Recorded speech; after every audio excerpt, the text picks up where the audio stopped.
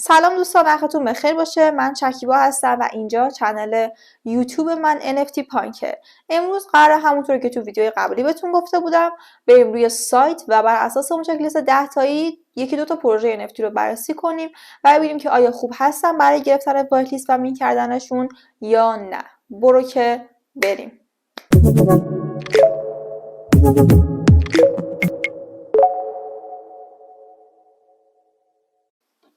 خب قبل اینکه بریم سراغ ویدیو ازت میخوام که کانال من رو سابسکرایب کنی، پستم رو لایک کنی و این ویدیو رو برای اون دسته از دوستات که میخوام بیان وارد مارکت NFT و نمیدونن چطور شروع کنن هم بفرستی.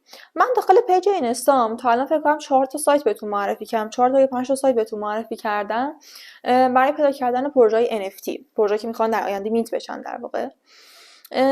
و بهتون NFT Go رو گفتم، Supply.xyz رو گفتم، NFT Calendar، NFT Evening، اینا رو گفتم بهتون. اما امروز میخوام بریم سراغ یه سایت دیگه به اسم آلفابات. داخل سایت آلفابات، سایت خوبی آلفابات کلا برای پیدا کردن پروژه هایی که میخوام مینت بشن. رفل برگزار میکنه، تا NFT کلندر داره و سایت خوبیه. ولی یه نکته که باید بگم و خیلی حائز اهمیته اینه که هیچ سایتی اینطوری نیستش که ببینیم آقا این چون آلفاباته پس همه پروژه هاش اوکی و پروژه اسکم نداره و فلان و اینا. هر پروژه ای امکان این که هر سایتی ببخشید امکان این که پروژه اسکم توش باشه هست. چرا؟ چون که خب سایت ها به این صورتن، پروژه میاد پول میده به سایت، میگه پروژه منو بذار. خب و به این صورته و نمیشه گفتش که چون مثلا این فلان سایت خوبیه و سایت معتبریه پس همه NFT هاش هم خوبن، همه پروژه هاش خوبن و ما هر پروژه‌ای که انتخاب کنیم رو میتونیم بریم مثلا مینتش کنیم.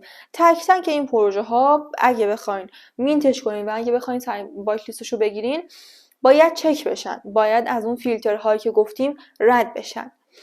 خب بیام شروع کنیم. یه پروژه رو مثلا پیدا کنیم که بخوایم چک کنیم ببینیم که آیا اوکی هست برای گرفتن وایت لیست، حالا خوب هست پروژهش کلا یا نه. امروز 30 آپریل، از ماه بعد شروع کنیم چون مثلا من بخوام این پروژه وایت لیست بگیرم کم 10-15 روز مهلت میخوام کم.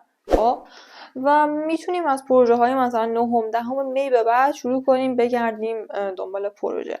خب حالا بریم ببینیم که چه پروژه‌ای رو بررسی کنیم. مونیسلند، من فکر کنم وایت لیستش هم شرکت کرده بودم برنده نشدم. ببین 10,000 تا ساپلای داره، 10,000 BTC. خب ببینید 10,000 تا ساپلای داره ولی فالوورای توییترش حداقل 9,500 تاست و این زیاد جالب نیست چون کم باید الان کسی که یعنی پروژه‌ای که 10,000 تا ساپلای داره دیگه هیچی نداشته باشه، باید 20,000 تا فالوور داشته باشه، هیچی نداشته باشه. ما بگیم آقا نصفشون همینجوری عشقی و سر رفل و اینا اومدن فالو کردن، نصفشون از پروژه خوششون اومده میخوام مینت کنن، حداقل باید نصف که بتونیم حساب کنیم رو اون پروژه که آقا 10,000 تا ساپلای مبلغ کمی نیست. 10,000 تا ساپلای یعنی 10,000 تا NFT مختلف و باید خواستار برای اون پروژه باشه و این پروژه نظر من الان دیگه جالب نیست با 9,000 تا فالوور، به نظر من دیگه جالب نیست. خب اینو دیگه میذاریمش کنار.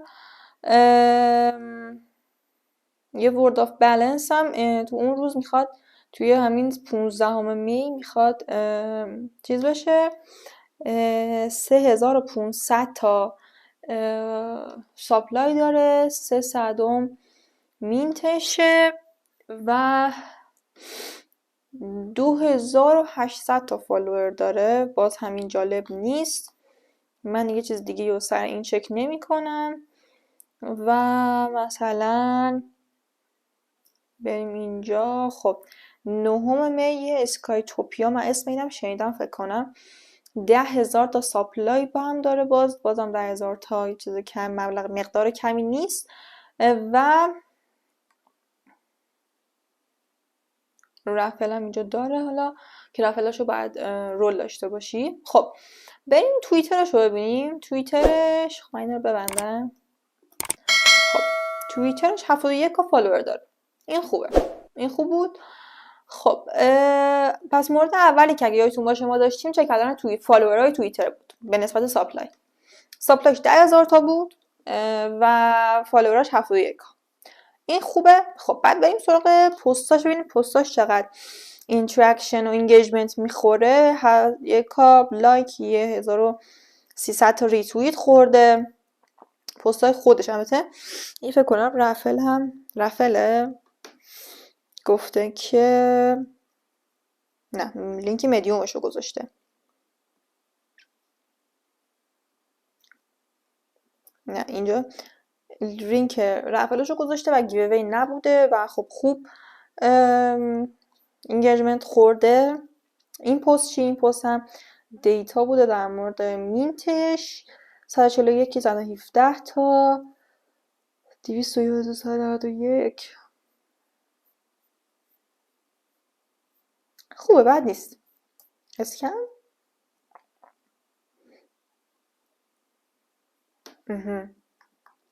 مثل اینکه اسکم هم پروژه دارن. او حواستون خیلی باشه به این اسکم ها. خب حالا بریم ببینیم که خب دیسکوردش چه خبره. مورد بعدیمون دیسکورد بود که قرار بود ببینیم مثلا دیسکوردش به چه صورته چه شکلیه و اینا. دیسکوردش رو بریم نگاه کنیم. یکم تا بالا بیاد نت ایران دیگه. خب جوین اسکایتوپیا من کنم یک دیسکورد دیگه ساختم بابت ویدیو یوتیوبم. خب وریفای باید کنیم. verify answer باید answer رو بنویسیم. YHESWT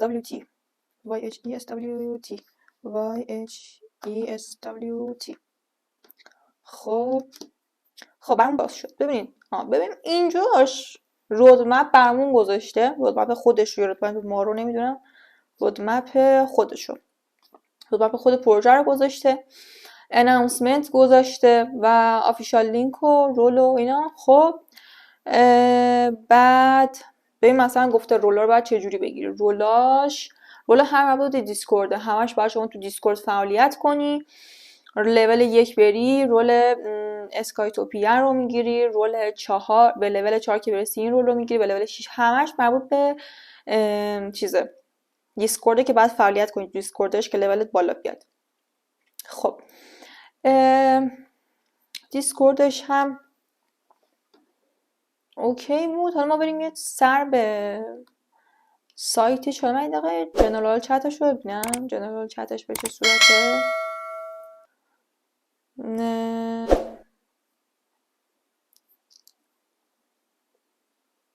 زیاد فعال نیستن. عجیبه زیاد فعال نیستن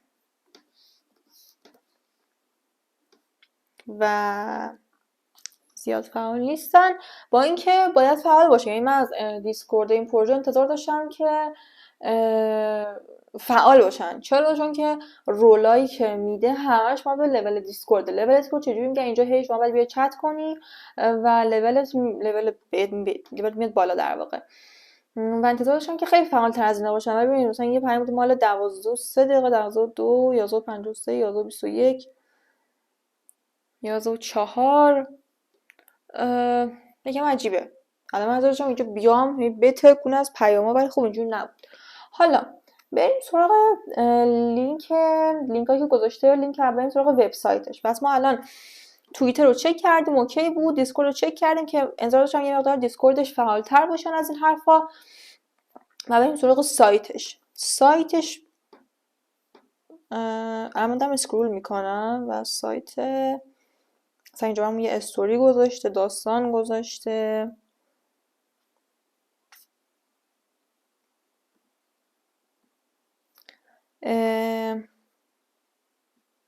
سایت باحالی داره. گیم داده اینجا گیم داده و در مورد تیمش گفته. اگه یادتون باشه مورد 4 که ما داشتیم در مورد این بودش که شمون برم ریخته شده. مورد 4 که ما داشتیم توی نکاتمون این بودش که اسم فاندر پروژه داخل سایت باشه و میبینید که خب اینجا قشنگ اومده اسم تیمش رو گذاشته تک تکش. حتی برای بعضیا اکانت اکسشون هم گذاشته. مثلا این آقای ادوین کوفاندره و نمیشه Head of Business Development خانم کتی Head of Partnerships.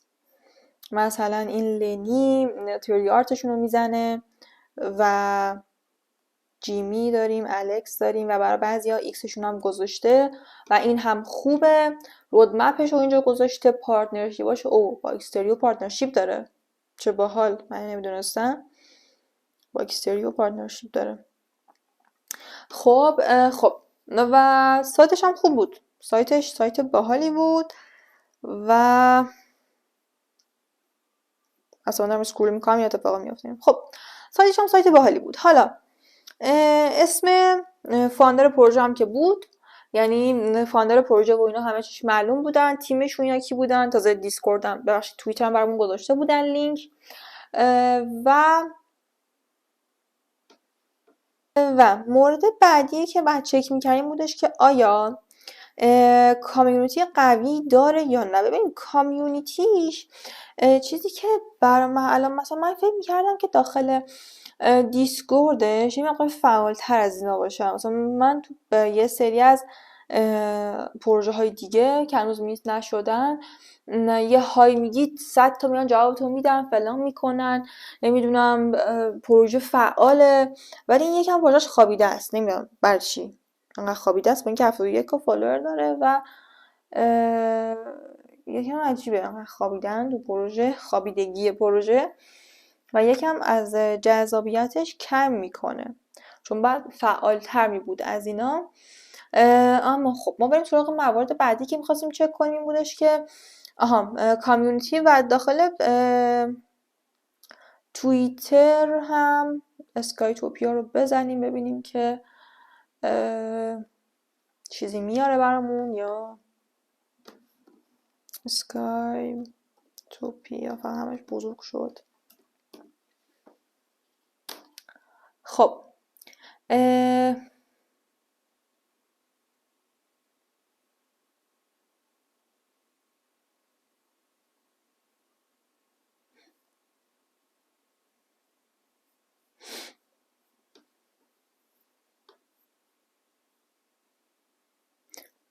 نزدن زیاد خبری در موردش.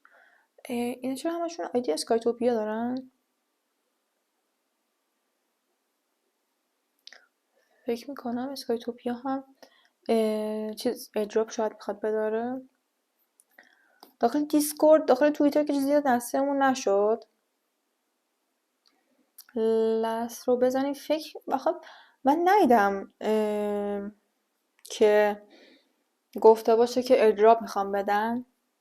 ایدراپ میخوان این توکن میخوام بدن، خب ولی یعنی من رودمپش رو دیده بودم توکن، ببینید اینجا داخل رودمپش گفته که میخوان توکن بدن ولی تو کوارتر سوم بود توکن لانچش و ایردراپش اینجاست و اینکه چرا الان همه اسکایتوپیا زدن داخل آیدی هاشون رو نمیدونم. اناونسمنتش رو این بار دیگه ببینیم که چیزی نگفته داخل اناونسمنتش. گیو اوی گذاشته اینجا.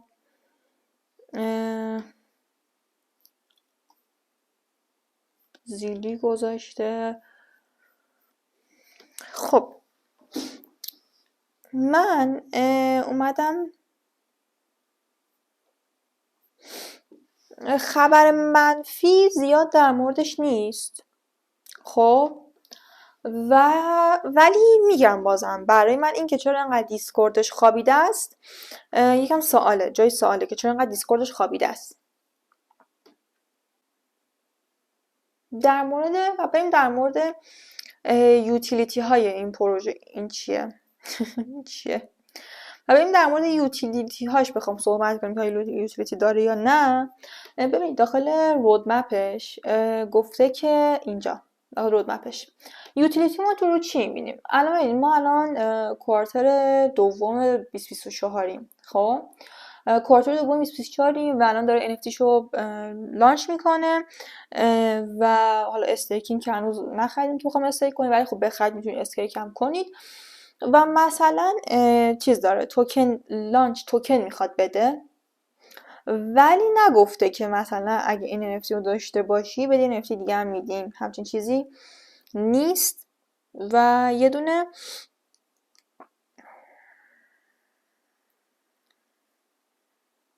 میستریوس ویلج آلفا داره که حالا نمیدونم منظورش آیا همینه که یه گروه آلفا میخواد داشته باشه یا نه.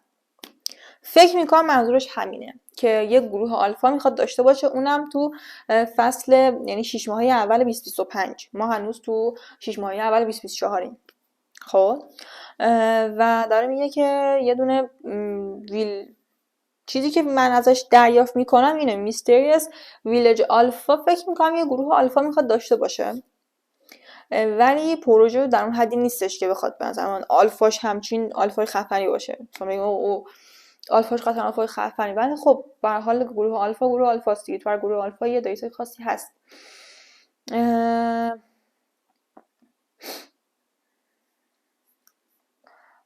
همچین یوتیلیتی خاصی هم نداره فکر میکنم، فقط یه توکن میخواد بده. یوتیلیتی خیلی خاصی نداره، توکن میخواد بده صرفا و همین.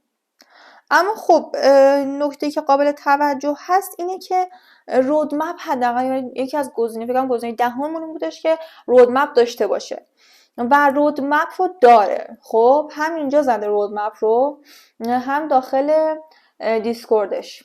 رودمپ سایتش یکم واضح‌تر و قابل خواناتر و بهتره و خب رودمپ داره، یعنی برای ما این مورد هم جذاب بود. و ببینید کلا مورد دهممون این بودش که رودمپ داشته باشه و خب رودمپ رو داره.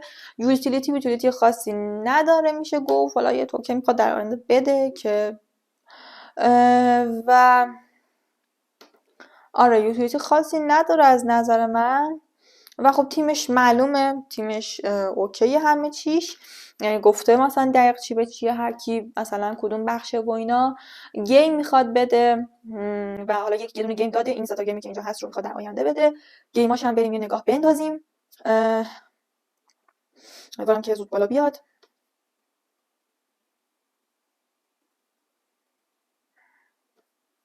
خب اینم سایت گیمش، یه سری گیم داره اینجا، مثلا این چیه، فوتبال داره، این از اوناست که با هم دیگه شبیه هم در بعد بیان. یه گیم باحالی هم داره، توییتر، ایکس، مدیوم، لینکدین که همه اینا هست. خب میشه گفت ما تقریبا اینو چک کردیم. اما من از اون موقع رفتم یه دقیقه خود دیسکوردش تو جنرال چتش و اونجا یه نگاه انداختم و داخل جنرال چت زیاد انرژی مثبت نبود حس میکنم و اصلا واضح از ظاهر جنرال چتش همچین مشتاق نیستن. رولش به طوریه که باید بشینی و فعالیت کنی و رول بگیری. خب و کسی که جذاب باشه براش میاد اینجا دائم فعالیت میکنه که مثلا رول رو بگیره.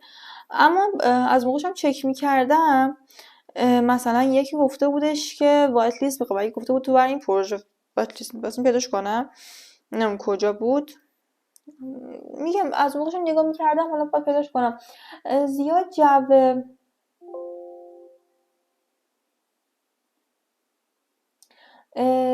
جو کامیونیتیش جو خیلی مثبتی نبود و یکی میگفتش که قیمت مینتو بیاریم پایین تر، یکی دیگه میگفتش که ما 2 سال پشت شما هستیم. خب 2022 چیز بود و 2 سال پشت شما هستیم، حداقل باید فری مینت میذاشتید. بعد from all my heart I will support to death of this will be free mint but that not happen. آها نگاه کن اینجا گفته که 6000 صدم برای 10k ساپلای، 10,000 تا ساپلای. از تمام قلبم ساپورت میکردم که آخرش فری مینت باشه، ولی این اتفاق نیفتاد، این راضی نیست.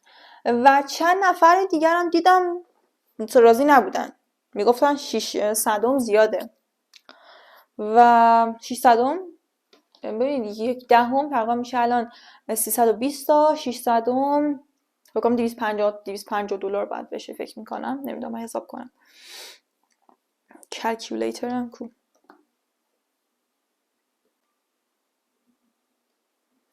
-0.06 ضرب در حالا الان نمیدونم دقیقا چنده 3100 زیاد شد $186 میشه و کامیونیتی طوری رفتار میکنم مثلا میگه که $166 برای من زیاده. فکر میکنم با این جو کامیونیتیش زیاد جالب باشه و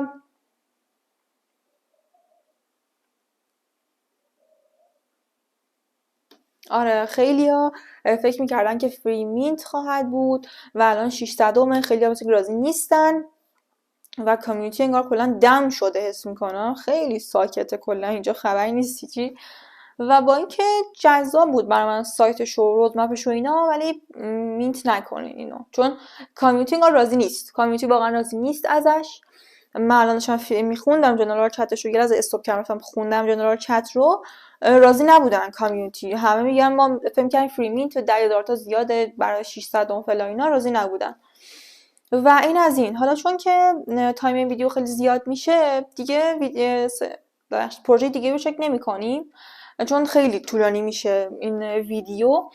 ولی ببینید همین صورت به همین صورته اون 10 تا موردی که گفته بودم رو به همون ترتیب شما میایید داخل این سایت ها و پروژه ها رو میگردید به همون ترتیب کل موارد رو چک میکنید و میبینید که آیا خوب هست یا نه. و این خبر منفی مثلا من نظرم روی این پروژه مثبت بود.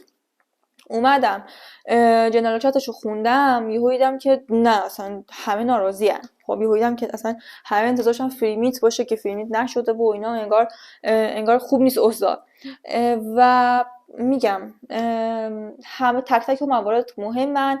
الان ببین از نظر من مثلا توییترش اوکی بود سایتش اوکی بود رودمپ داشت فلان اینا همه چی اوکی بود ولی یهو اومدیم سراغ مثلا همون موردی که گفته بودم خبر منفی در مورد پروژه هست یا نه. جنرال چتش رو خوندم و دیدم که مثلا این خبر منفی هست در مورد پروژه. بنابراین تمام اون نکات مهمن تمامشون باید بررسی بشن و یک مورد از دستتون در بره یهو دیدین که ضرر دادین. موقعی مثلا مینت میکنین که آقا این پروژه خوبه فلان اینا یهو میبینین که ضرر میده. خلاصه که اینطور متاسفانه امروز نشد یه پروژه خوبی رو بررسی کنیم که یعنی پروژه خوب باشه. دوستا بررسی کردیم که خوب نبودن. این روی این پروژه اسکایتوپیا فکر می‌کردم خوب پروژهش که متاسفانه اینم خوب نبود و اینم از این دیگه. خلاصه که اینطور به همین روش میتونید شما بقیه پروژه رو بررسی کنید خودتون و پروژه خوب رو پیدا کنید و همین.